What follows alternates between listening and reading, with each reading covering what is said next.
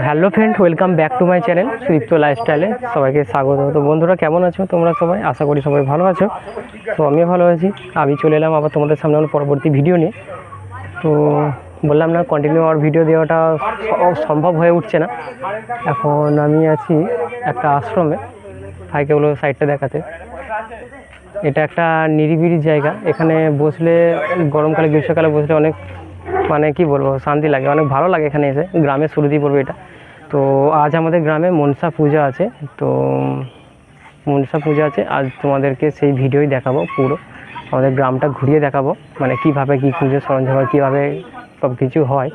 তো চলো দেরি না করে তোমাদেরকে ঘুরিয়ে নিয়ে আসা যাক।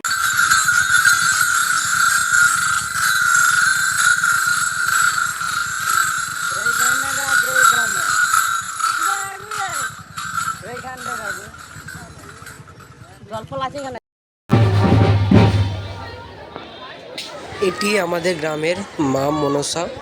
এর কোনো রকম মূর্তি নেই, তবে এটি পূজা হয়।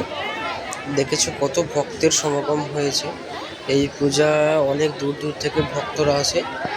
সবার মুখে কথিত আছে এটি অনেক জাগ্রত মা।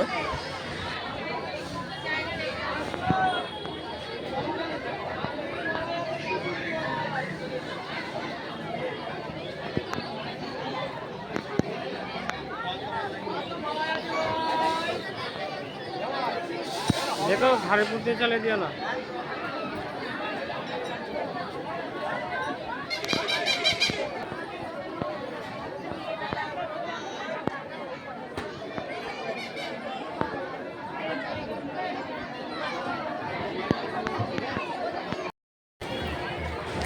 মন্দিরের সামনে বাতাসা ছড়ানো হচ্ছে, তাই সবাই বাতাসা পোড়াচ্ছে, তোমরা দেখতেই পাচ্ছ।